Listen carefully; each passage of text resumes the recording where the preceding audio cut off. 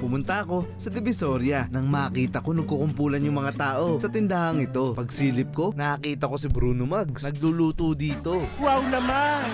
Ang sarap ng mga balls dito. May chicken balls, squid balls, kikiam balls, hotdog balls at dragon balls. Pero napansin ko, bakit walang fish ball? Kwento nila sa akin, di na raw yun uso dito. Kasi malakas daw sa mantika. At dito sa Divisoria, medyo social yung mga tao. Mas pinipili nila yung tagda 2 piso. Ang hilig talaga nating mga Pilipino sa mga tusok-tusok. Kaya paborito ko rin ito. Sinamahan na rin nila ng Japanese at pork siomai. 40 pesos lang to. Pati na rin shark fin.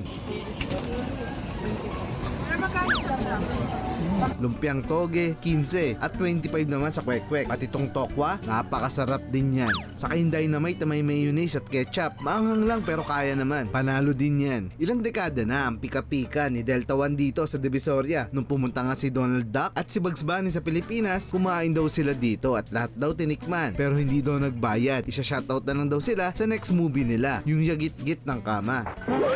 Araw-araw bukas ang Delta One. Nasa ibaba lang ito ng 168 Mall. Mula alas 7 na umaga hanggang alas 8 ng gabi. Nagtitinda sila. At kapag nandito ka, mapapansin mo talaga na walang tigil yung dumog ng mga tao. Kaya nagtanong ako sa mga kumakain dito. Sabi nila, sobrang sarap ng tusok-tusok dito. Pag uwi mo ng bahay, bago matulog, gaganahan ka pa rin tumuhog.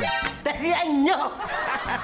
Kaya pala patok ito sa mga tao. Lalong-lalo na itong lobster balls. May kamahalan lang, 90 pesos. 4 na peraso niyan. Pero lobster naman ang usapan. Hindi ka magsisisi pag tinikman mo yan. Sunod namin pinuntahan yung shake dito sa gilid ng Divisoria Mall. Ang dami ring bumibili dito. May 60 at 80 pesos. Maraming masarap na flavor ang pagpipilian gaya ng avocado, mango, melon, cheese, strawberry, Oreo at Milo. Maraming bumibili dito kasi hindi nila tinitipid yung mga customer nila. Lahat tinutodo nila para masatisfy ang bawat isa. Lalo-lalo na yung flavor cheese nila dito. Naku, dapat mong tikman to. Bukod sa may pearl na, may grahams pa. Talaga namang napakasarap pag food trip dito sa Divisoria. Uuwi ka talagang busog at masaya. Maraming salamat sa panonood ng video. Magkita-kita po ulit tayo sa susunod na gagawing pelikula ni Donald Duck at ni Bugs Bunny dito.